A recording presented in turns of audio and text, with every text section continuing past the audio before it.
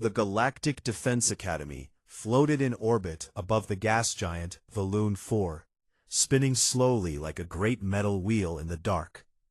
It was one of the most respected military institutions in the known galaxy. Species from 17 different star systems sent their best and brightest young soldiers here. The hallways were wide enough for a Thessian's 4 limbs to move comfortably.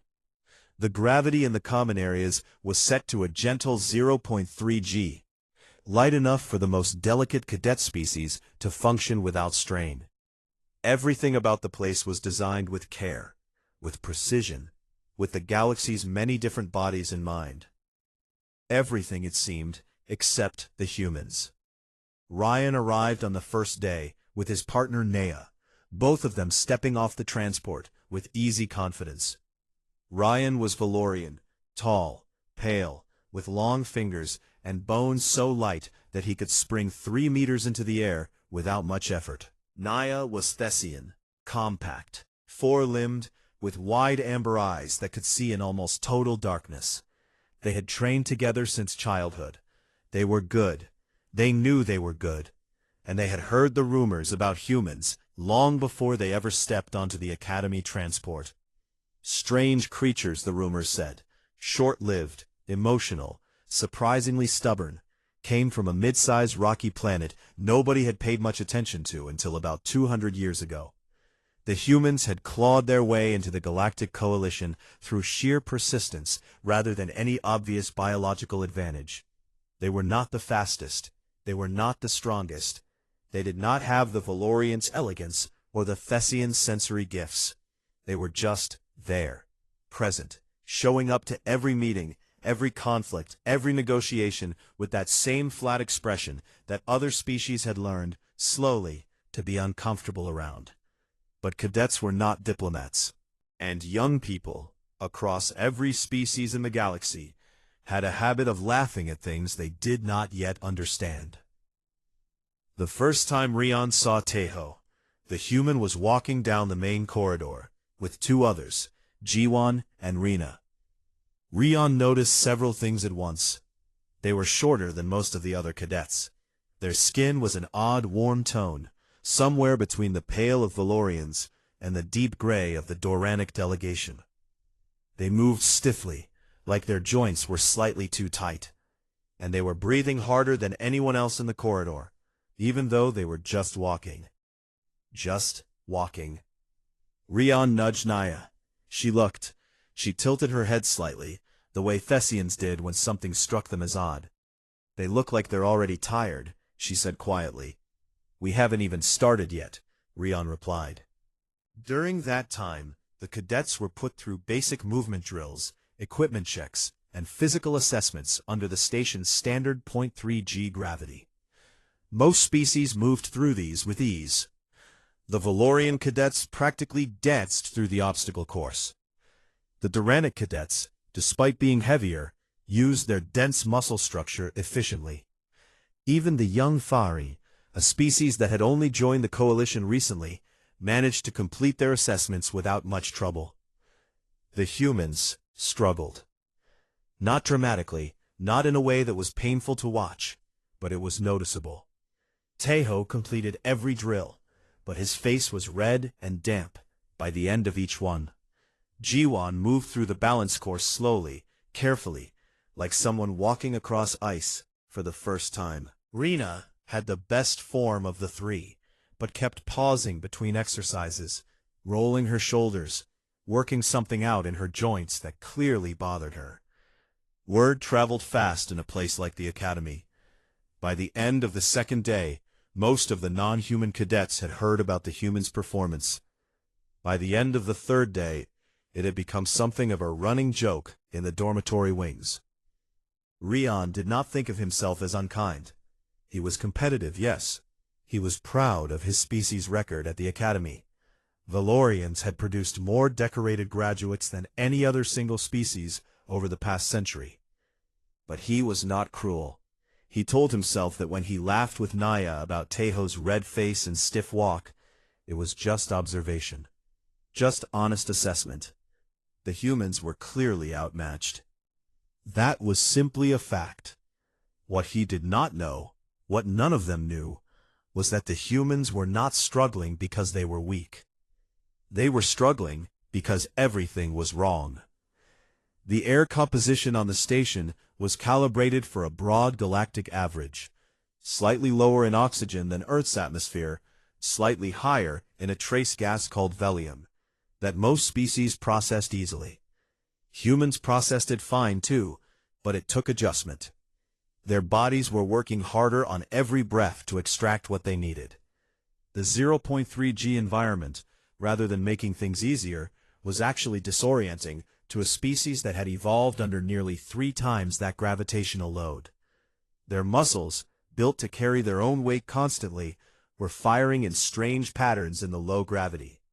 Their inner ears, calibrated for Earth, kept sending confusing signals. They were not fish out of water. They were fish who had been placed in water that was almost right. Close enough that no one thought to adjust it. Different enough to make everything just a little harder. Taeho knew this. He had read the adjustment reports before leaving Earth. He knew the first 2 weeks would be rough. He did not complain about it, not once, because complaining about it would have required explaining it, and explaining it felt too close to making excuses. He was not here to make excuses. He was here to complete the program. So he walked the corridors with his jaw set and his breathing controlled. And when Ryan and Naya whispered and laughed as he passed, he noticed. He always noticed, and he said nothing.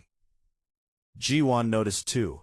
She had sharper social instincts than Taeho, and a longer memory for faces. She filed Ryan's name away in her mind, without any particular anger. Anger was expensive. She would spend it later, she decided, if it was necessary. For now, she focused on her balance drills and her breathing, and the small daily improvements that only she could track. Rena, for her part, found the whole thing mildly funny.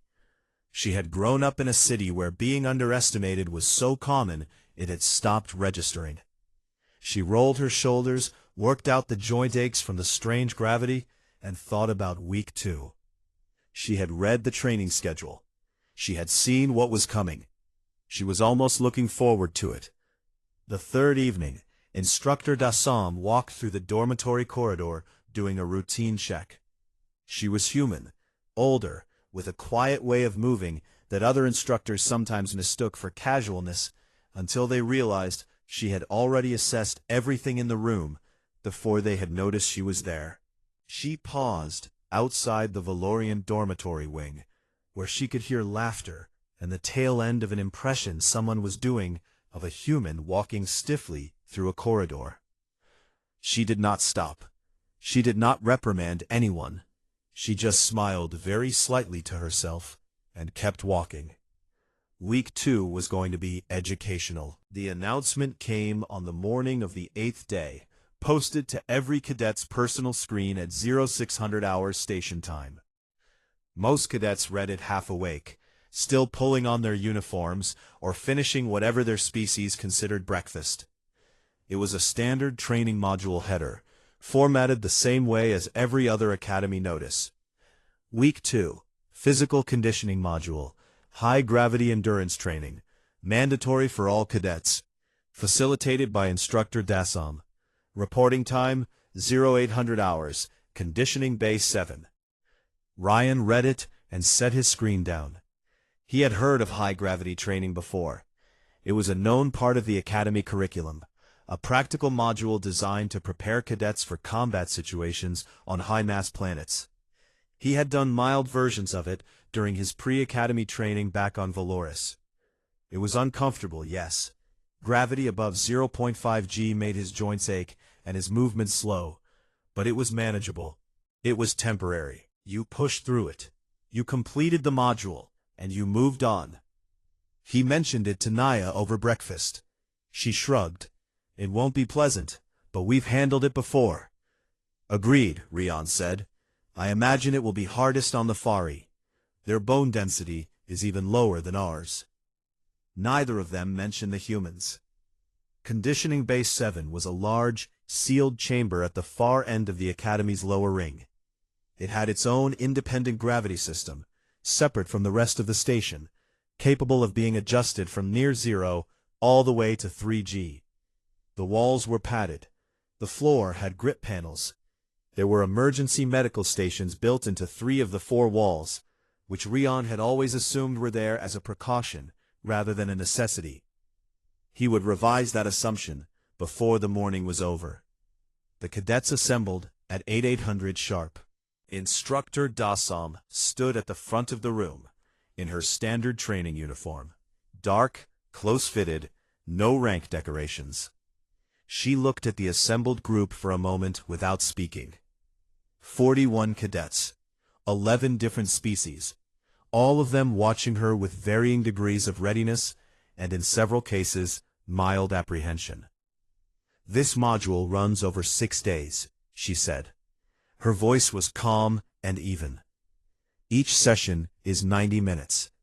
We begin at 1G and increase incrementally. You will be assessed on movement efficiency, task completion, and endurance. Medical staff are on standby outside the chamber. If you cannot continue, you signal with your left hand raised flat, and you will be assisted out immediately. There is no shame in signaling. There is also no option to skip this module. Any questions?" There were none. "Good," she said. "Close the bay." The door sealed with a low, pressurized hiss. The gravity shifted. At 0.3G, which was the station's normal level, every cadet in the room was relaxed. At 0.5G, there were a few adjusted stances, a few deeper breaths. Nothing serious. At 0.7G, the Fahari cadets, 3 of them, insect-framed and delicate, began to move more carefully, their multiple limbs bracing against the increasing load.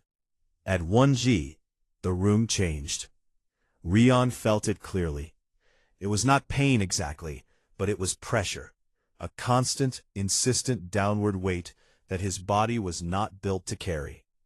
His shoulders dropped slightly without his permission. His knees felt thick. He kept his face neutral and focused on his breathing, the way his coaches had taught him. Around him, he could hear the quiet shifts of 40 other bodies adjusting. Some species were handling it better than others. The Doranic cadets, heavy-set, dense, built for higher gravity worlds, barely reacted at all. And the humans, Teho, Jiwan, and Rena, straightened up. It was subtle. Rion almost missed it, but he was standing close enough to notice. As the gravity ticked upward toward 1G, something in their posture shifted. The stiffness that had followed them through the first week softened. Their breathing slowed and steadied. Teho rolled his neck once, and the tension that had been in his shoulders since day 1 seemed to just release. Like something that had been pulled tight had finally found the right tension. They looked more comfortable.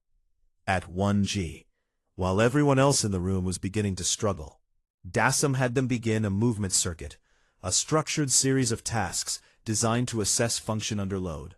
Walking a measured course, lifting and carrying a standardized weight box, climbing a short incline, performing a set of basic coordination exercises. Simple tasks, but the gravity made every one of them cost something. At 1.2G, one of the Fari cadets signaled. She was helped out quietly. No drama, no fuss. At 1.4G, 2 more Fari followed.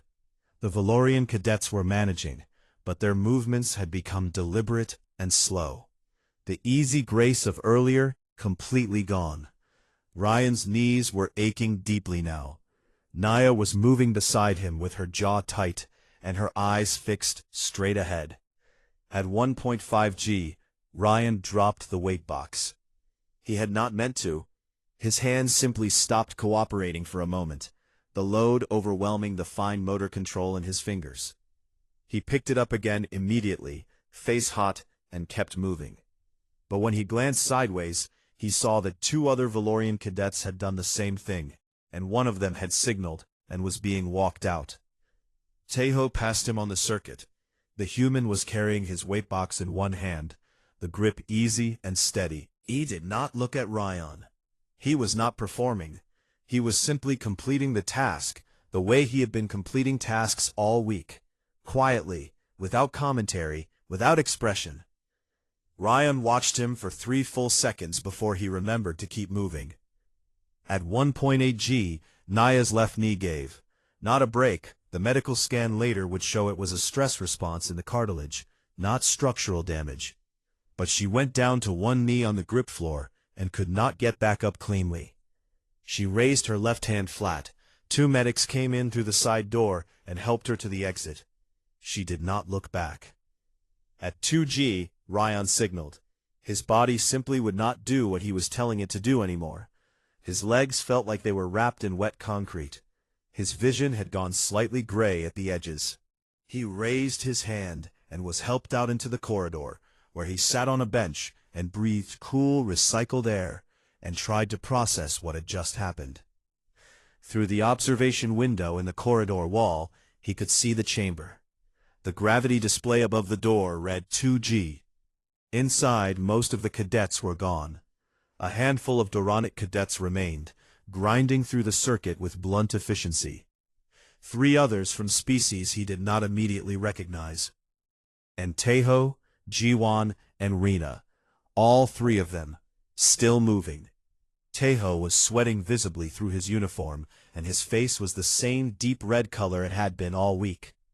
Jiwan was moving slowly, 1 step at a time, but her form was still correct. Rena had her eyes closed between movements, breathing through something, then opening them and continuing. The gravity display ticked to 2.2 G. They kept moving. Rion sat on the bench for a long time after that, not thinking about anything very clearly. The laughter from the first week was still somewhere in his memory, but it seemed very small now, distant, like something heard through a wall. He was still sitting there when Dawson came out of the chamber 15 minutes later and noticed him. She looked at the observation window, then back at him. She did not say anything to him. She did not need to. She just walked down the corridor toward the medical bay, her footsteps quiet and even, the same way she did everything. Ryan looked back through the window. The 3 humans were still in there. The gravity read 2.5 G. His own body ached at the thought of it. And yet there they were, grinding, slow, red-faced, and completely unbroken. That evening, the common room on level 4 was quieter than usual. The non-human cadets who had been pulled from the conditioning bay during the morning session were spread across the couches and low tables, some icing joints, some eating recovery meals, some just sitting in the particular silence of people who have been surprised by something and have not yet decided what to do with that surprise. Rion was at a table near the back, with a cold compress on his left knee.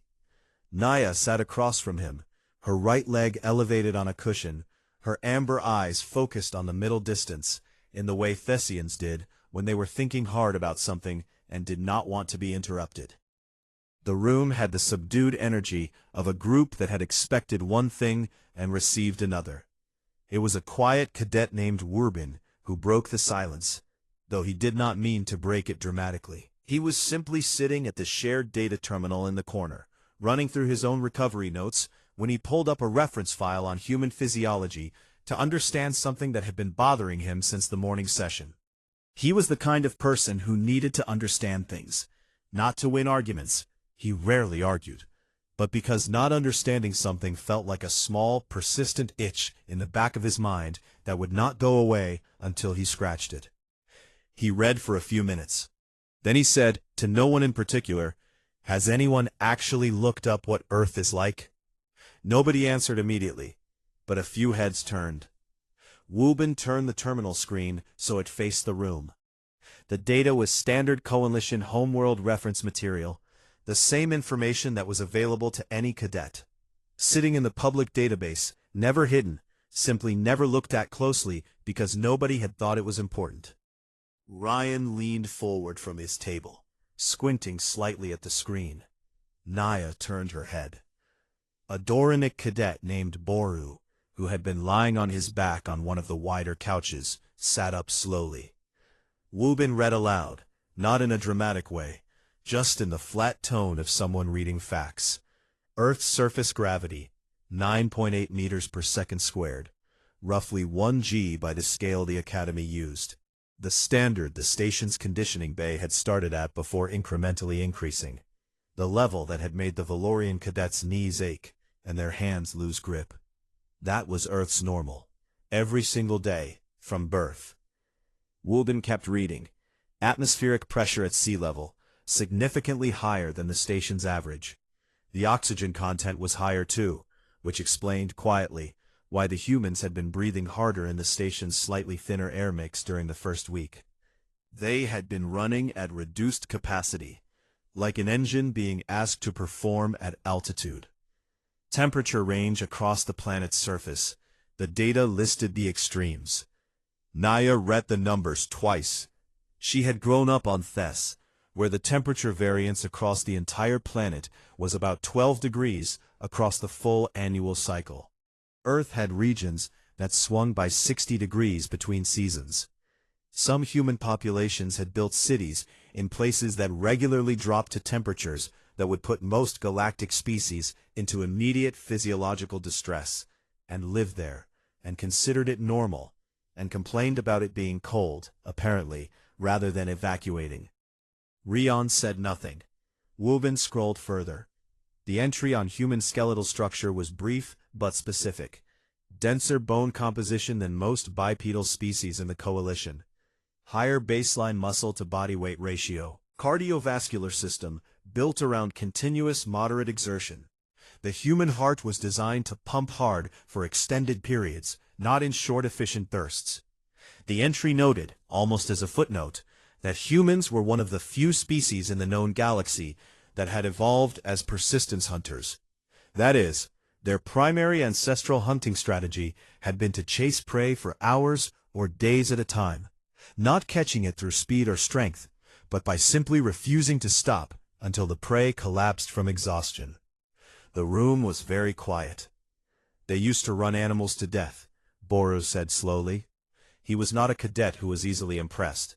He was Doranic, built like a compressed wall, calm, practical. That's how they hunted, on foot, until the animal gave up. Some of them still do it recreationally, Wubin said, scrolling. There are recorded human endurance events, running, very long distances. How long? Naya asked. He read the number out loud. The silence that followed was of a different quality than before. Rion leaned back in his chair and looked at the ceiling. He thought about the conditioning bay that morning. He thought about Tejo passing him at 1.5 g, carrying a weight box in one hand with a grip that looked completely relaxed. He thought about the gravity display reading 2.5 g when he had last seen it through the observation window, and all three humans still inside. He thought about week 1, about the red face and the stiff walk in the corridor, about the laughter. He had thought he was watching weakness. He had been watching adjustment. Tejo had been carrying a body calibrated for 1 g through a 0.3 g environment, which was, he understood now, the equivalent of trying to walk naturally when the floor kept trying to let you drift sideways. The stiffness was not fragility.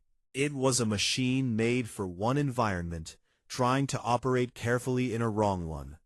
And then the moment the environment had finally matched what his body was built for, the machine had just worked. I made an impression of him walking, said a Valorian cadet named Piru from across the room. His voice was not proud. He was staring at the floor. In the dormitory, the first week. Nobody responded to that. Nobody needed to. Wubin closed the reference file and opened a new one. Human Military History. He did not read this one aloud. He read it to himself, his expression becoming progressively more still as he moved through it. After several minutes he closed that file too and sat quietly for a moment. Then he said, "Their planet spent about 4 billion years trying to kill everything on it. Volcanoes, ice ages, mass extinction events, impacts, everything that survived did so because it was very hard to kill." Naya asked, And the humans? Wubin replied. They were near the end of the last major extinction cycle when they developed technology. Before that, they survived it the old-fashioned way. Rion looked at his cold compress. His knees still ached from 2G. He thought about what it would feel like to be born into 1G, to walk in it every day, from the first day you learned to walk, to carry that weight so constantly that it stopped feeling like weight and started feeling like the world. He thought about Taeho, Jiwon, and Rina going home to Earth for leave and stepping off the transport and breathing properly for the first time in months and thinking, yes, this is right. He thought about them coming back here, stepping back into 0.3G, and spending 3 weeks quietly readjusting, while cadets who had never left their comfortable low-gravity stations laughed at their red faces and stiff walks. He reached over and turned off the cold compress. His knee still hurt. That was fine. Tomorrow's conditioning session was at 0-100. He intended to last longer than he had today. He would not signal until his body had absolutely nothing left to give. That was the least he could do. Not for his score, not for his pride, but because he was starting to understand that there was a standard in that conditioning bay that had been set by people from a very difficult planet, and he wanted, just once, on his own terms, to come close to it. He did not say any of this out loud. He just sat with it, the way people sit with things that have shifted something in them, quietly and permanently. Across the room, Wubin was still at the terminal, reading. The last week of the physical conditioning module ended quietly, the way hard things sometimes do. Not with celebration, but with a kind of collective exhale. The cadets who had made it through all 6 sessions wore the experience on their faces in small ways. Slightly steadier posture, a certain flatness in the eyes that came from having pushed past several private limits and come out the other side, changed in ways that were hard to name. Rion had improved. Not dramatically, not enough to close the gap between himself and the humans, but genuinely. He had signaled on the final session at 2.8G rather than 2G. His knee had stopped aching after day 4. He had learned, slowly and through discomfort, the difference between his body saying, "I am uncomfortable," and his body saying, "I am about to be damaged," and he had gotten better at staying in the first category longer before stepping out of the second. He had not laughed at anyone since the day in the common room when Wubin had pulled up the Earth reference file. The Combat Field Module was announced on the last day of Week 3. The notice was longer than usual and included a detailed briefing document, which Rion read carefully in his bunk after lights out, his screen on low brightness. High-altitude combat insertion drill. Cadets would be transported to the Academy's field simulation platform, a separate installation that floated in a stable orbit nearby, designed specifically for practical exercises. The exercise involved a free-fall descent from 4,000 meters within the simulation platform's interior, a massive pressurized structure built specifically to allow extended vertical drops. Gravity would be set to 1.8G for the duration of the exercise. Cadets would be equipped with standard deceleration gear and would be required to land within a designated zone, retrieve a simulated objective, and reach an extraction point within a set time. The briefing document noted, at the bottom, that the exercise was adapted from a human special forces insertion technique. Standard pre-deployment training procedure for Earth's coalition combat units. The document did not editorialize. It simply stated the fact, the way Academy documents always did. Ryan lay in his bunk for a while after he finished reading, looking at the ceiling in the dark. Standard pre-deployment procedure. They did this as preparation, before the real thing. The field platform was everything the briefing had promised, and more. The interior was vast, an enclosed column of atmosphere nearly a kilometer wide and 4 kilometers deep, with a flat, impact-safe floor at the bottom. The air was slightly thinner than the station. The gravity was already set to 1.8 G when the cadets boarded, and Ryan felt it the moment he stepped through the transfer lock. His shoulders dropped. His boots hit the floor with more authority than usual. He adjusted, the way he had learned to adjust over the past week, and moved to the assembly point. Instructor Dasam ran the briefing herself. She stood at the front of the group with a deceleration harness already fitted to her own body, which Ryan noticed but did not comment on. She walked them through the equipment checks. Harness points, deceleration trigger, emergency backup. She walked them through the landing posture. She told them what the correct approach angle felt like, what the ground would look like at the right moment to trigger deceleration, what to do if the primary trigger failed. She told them all of this calmly, in plain language, and then she said, "Humans will go last. Watch them first. It will help." This was unusual. Dasam almost never structured exercises that way. Ryan glanced at Tejo, who was standing 2 rows over, adjusting the fit of his harness with practiced hands, not reacting to what Dasam had said one way or the other. They drew order from the roster. Ryan was in the 4th group. Naya was in the 7th. The first group ascended to the drop level on the platform's lift system. The cadets below watched on the monitor screens placed at intervals around the floor. 4,000 meters up, the drop door opened. The first cadet, a Doronic named Koru, stepped to the edge. He fell. At 1.8 G, the acceleration was fast. Koru had good form on the way down, stable body position, controlled breathing visible in the rhythm of his shoulders. He triggered decel at the right altitude. He landed hard, but clean, in the zone, and moved toward the objective at a heavy jog. His time was acceptable. His movement after landing was visibly affected by the impact and the sustained gravity load. He found the objective, but his pace to the extraction point was slow. The next groups went. Results varied. A Valorian cadet in the second group triggered decel too early, drifted sideways, and landed outside the zone. A Fari cadet in the third group lost consciousness 12 seconds into the fall, as the 1.8 G load combined with the acceleration became too much for her physiology, and her suit's emergency system deployed automatically.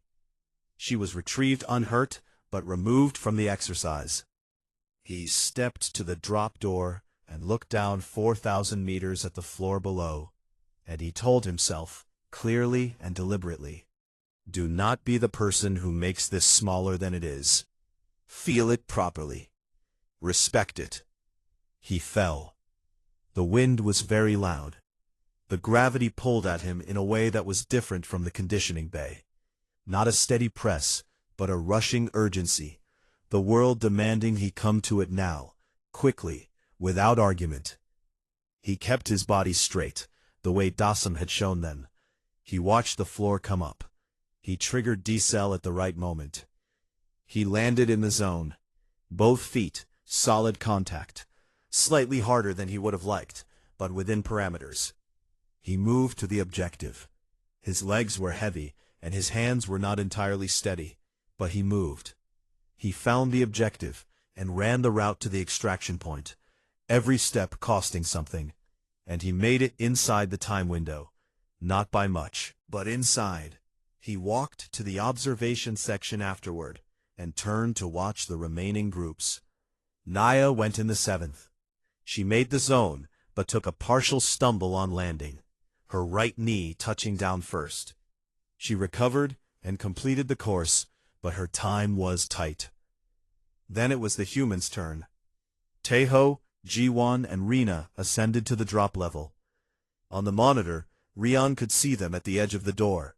3 shapes, 4,000 meters up, small against the vast interior of the platform. They stood close together for a moment. Rian could not see their faces clearly on the screen, but he saw Tejo's hand make a brief gesture, something between a signal and a formality, and then all 3 of them stepped off the platform within 2 seconds of each other. they fell together. Their bodies were stable in a way that was immediately different from what Rion had seen in the earlier groups. Not stiff, relaxed, like they had done this before. Like falling 4,000 meters through 1.8 G was a thing they had done enough times that their bodies had an opinion about the best way to do it, and that opinion was, let the fall be what it is, do not fight it, keep your shape, wait for the right moment. Taeho triggered first. His deceleration was sharp and controlled. He landed in the zone with a roll that absorbed the impact so cleanly that he was back on his feet in under 3 seconds. Rina landed 2 seconds later with the same roll. Jiwon was slightly left of center in the zone, but her landing was equally clean. They did not pause. That was what Rion noticed most. After every other group, including his own, there had been a moment on the floor, even a brief one, where the cadet collected themselves after landing, a second or two of processing, the impact, the gravity, the switch from falling to moving. Every species needed that moment. The humans did not take it. Taeho was moving toward the objective before Rina had fully risen from her landing roll. Jiwon split left without any visible communication between them. Taeho reached the objective and had it secured in 11 seconds from landing. Rina had already identified the extraction route and was pointing. They moved. Their pace was not a sprint. It was something more sustainable than a sprint, a hard, ground-eating push that looked like it could continue for a very long time. At 1.8 G, under which Rion's legs had felt like pillars of wet stone, they moved like people who had trained under this weight so many times that their muscles had decided it was simply the cost of movement and had stopped registering it as exceptional. They crossed the extraction threshold together. Their combined time was 40 seconds better than the next fastest group. Taeho's individual time was the fastest single performance of the day by a margin that the exercise coordinator noted twice in his report, because he thought he had made a data entry error the first time. He had not made a data entry error. In the observation section, nobody was saying much. Rion stood with his arms at his sides, watching the 3 humans on the floor below remove their harnesses with the easy efficiency of people for whom the equipment had become familiar. Boru appeared beside him. The Doranic cadet stood in silence for a moment, then said quietly, "Their world made them very well." Rion thought about Earth, about 1G from birth, about persistence hunting, about ice ages and mass extinction events, and a species that had simply kept going through all of it, year after year after year, until going kept being what they did. "Yes," he said. The debrief happened in the main briefing room 2 hours after the last cadet had cleared the extraction point. The room was wide and cool, with long bench-style seating arranged in rows facing a central display panel.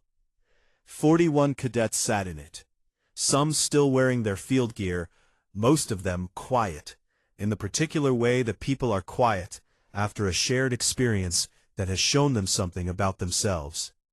Instructor Dasam stood at the front. She pulled up the exercise results on the central display. Names, times, completion status, performance notes. The data was objective. It did not explain itself or apologize for itself. It simply showed what had happened in the order it had happened. At the top of the individual performance column was Taeho's name, with his extraction time beside it. Below that, Jiwon. Below that, Rina. Their group combined time was listed separately, in a field that noted it as the best group performance in the exercise's recorded history at the Academy. The exercise coordinator had added a small flag to the record. Dasam pointed at it. "This flag means the data was verified," she said. "Standard procedure when a result is more than 20% outside previous parameters. The data is correct." She moved through the rest of the results without commentary. When the display went dark, she stood for a moment before speaking again. "The purpose of this exercise is not to rank you," she said. "You know that. The purpose is to show you what is possible and what is required.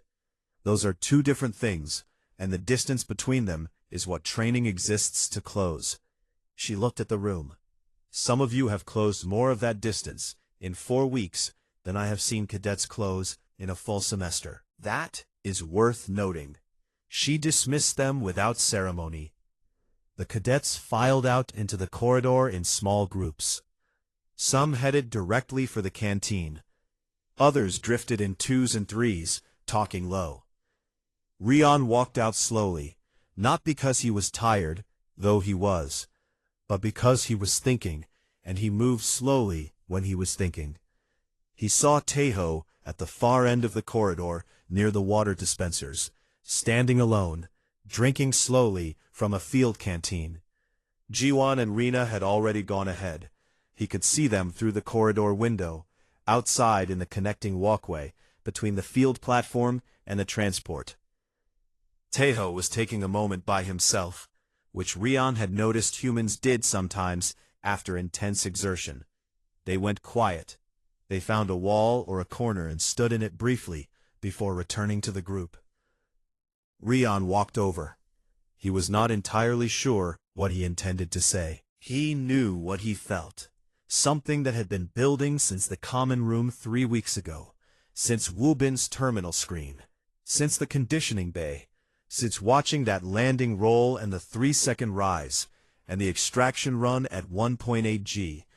Something that felt like debt, but not the kind you resented, the kind that made you want to settle it properly. Taeho looked up as he approached. His expression was neutral in the way it usually was, not cold, not warm, just present. Ryan stopped a comfortable distance away. He used the translation patch on his wrist, both of them had them, standard issue, and said, "You did well today." Taeho looked at him for a moment. "Thank you," he said. Ryan was quiet for a second. That was not quite what he wanted to say. He tried again.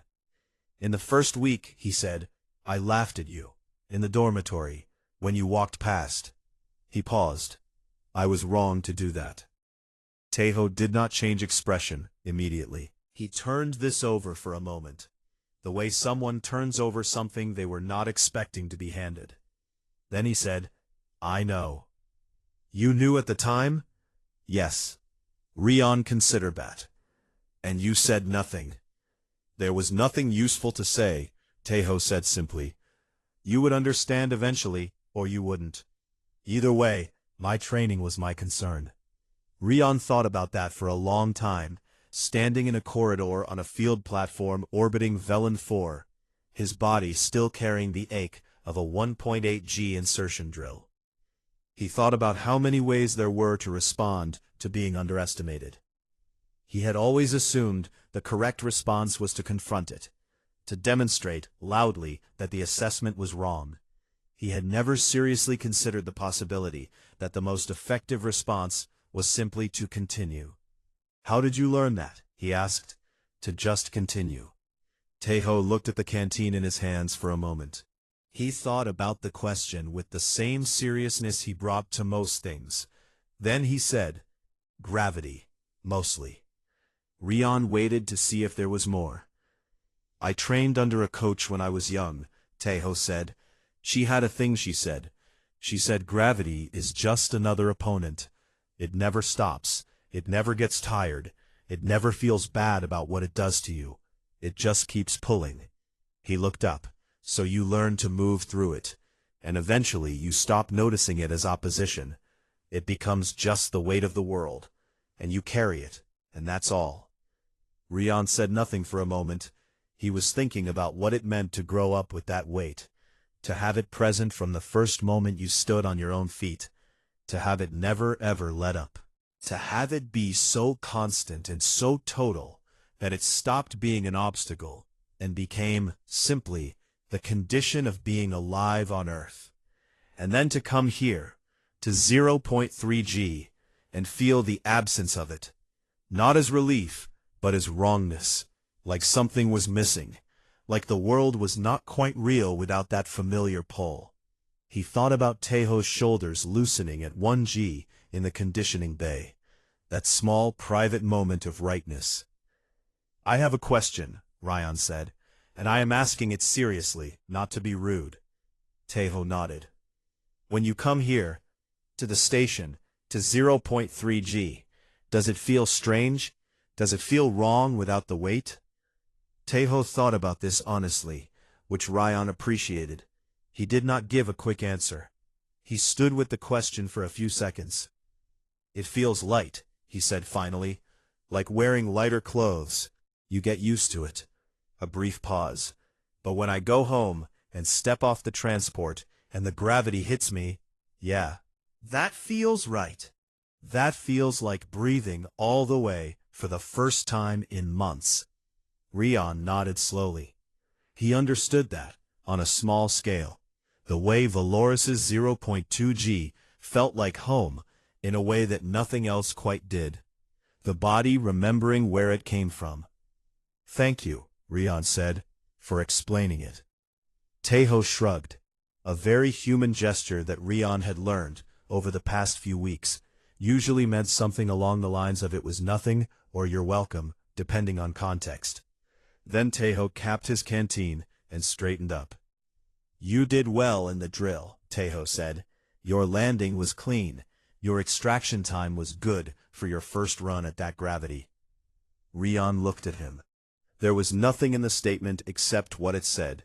No angle, no diplomacy, no attempt to smooth over anything. Just a straightforward assessment, offered the same way Teho did everything, directly, without extra weight. "Thank you," Rion said. They walked back toward the transport together. They did not talk much on the way. Neither of them were especially talky people by nature, which was one of the things Rion had quietly noticed about Teho across the past month. He was not quiet because he was shy or unsociable. He was quiet because he was economical. He did not spend words on things that did not need words. Naya fell in beside Rion as they reached the transport lock. She looked at him, then at Teho, then back at him. She said nothing out loud, but her amber eyes asked a question. Rion answered it by not answering it, which was a sufficient answer for Naya. In the transport, cadets arranged themselves in the rows of seats, the usual species groupings, a little more mixed than they had been a month ago. Wu Bin sat down next to a Duronic cadet, without seeming to think about it. Boru had a conversation going with two Valorian cadets that seemed, from a distance, to involve gestures suggesting the arc of a free-fall descent. Teho sat near the window, looking out at the field platform receding as the transport pulled away. His reflection was faint in the dark glass. Jiwan and Rena were behind him, talking quietly about something. His expression was the same as it usually was, present, level, giving nothing away except attention. Rion, across the aisle, watched him for a moment. He thought about Earth one more time, about a planet that had spent 4 billion years building something without knowing it was building anything. About a species that had walked out of that difficulty, not traumatized by it, not broken by it, but shaped by it, dense and persistent and quietly extraordinary in ways that did not announce themselves. He thought about gravity as an opponent that never stops, never tires, and never apologizes for what it does to you. He thought about what it meant to carry that weight for so long that it became simply the world. And he thought about himself, sitting in that corridor, struggling to lift his own weight box in a test that 3 humans from a difficult planet had treated as something close to routine. He had a long way to go. He knew that. He was not yet sure how to close the distance. But he knew, with the clarity that sometimes comes at the end of a hard week, when the noise settles and something true surfaces, exactly which direction to walk. He turned toward the window and watched the stars and said nothing. And for the first time in a month, the silence felt right.